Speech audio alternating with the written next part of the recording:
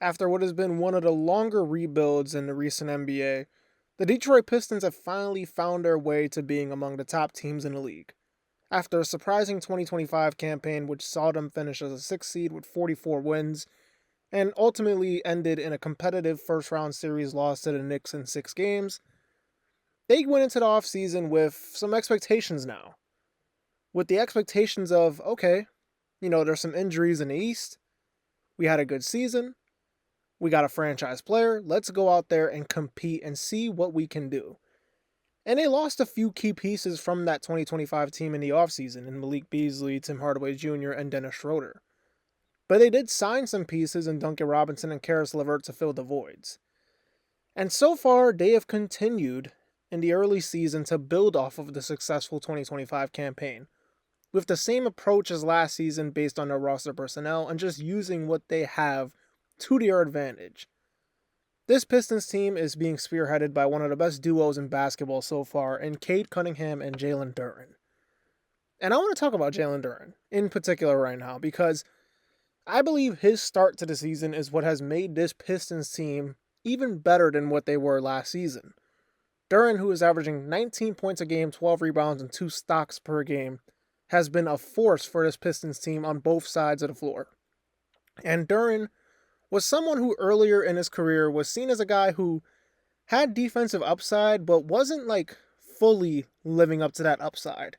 He was someone that Pistons fans looked at like if he ever figured it out, the ceiling of this team would raise exponentially, but he never could really put both sides of the floor together. He always showed you one or the other. It wasn't put together, and so far this season, he has put it together, and he looks really good.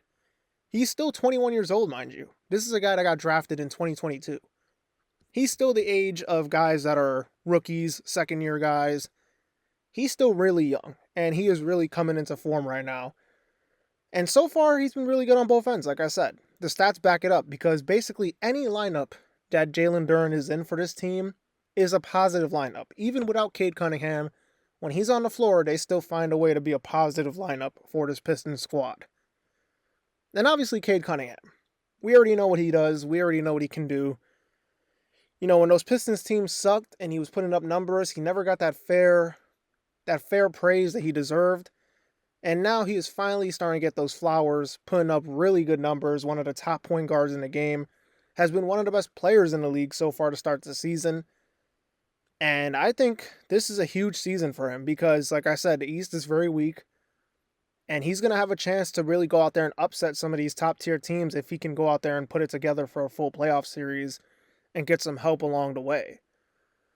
But the Pistons as a whole, they aren't like this offensive juggernaut team, and it kind of was the same case last season.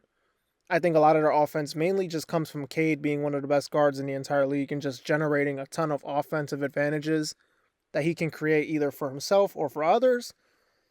But defensively, they have kept that identity of being tough, physical, and having athletes all over the floor.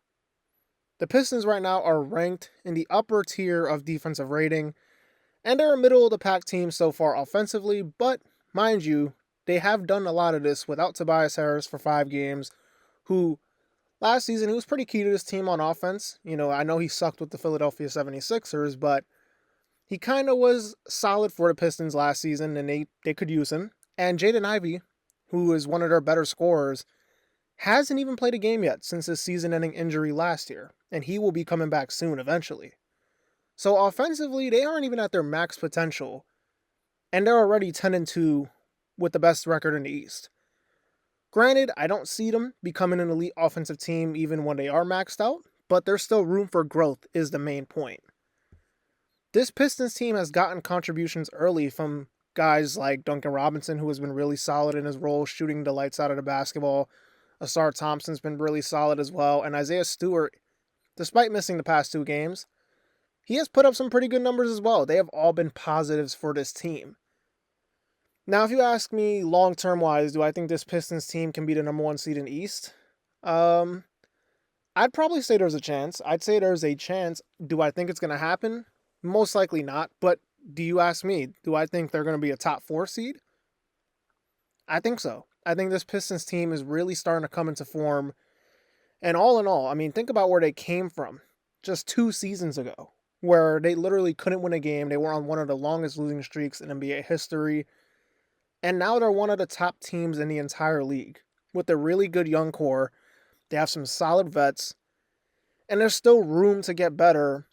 And I think this is one of the better stories in the league for the past 2 seasons now, where Detroit basketball is starting to become big time again. And the Pistons are a big part of NBA history. I mean, they had a little run in the 80s, they had the 2000s where they were really good, and they fell off. And I think last playoffs, you really saw like how much playoff basketball means in Detroit. I mean, I thought they were electric, that crowd, when they faced the Knicks in the first round. And now to see them be a successful team, they're going to be a team to watch for come playoff time in the Eastern Conference for years and years to come, led by Cade Cunningham and the rest of this crew. Because, like I said, they're young, they're talented, they're athletic, and they're going to get after it and be competitive, which is very representative of what Detroit basketball is, especially when it was in its peak form. Anyways, that's going to do it. Don't forget to like, comment, and subscribe.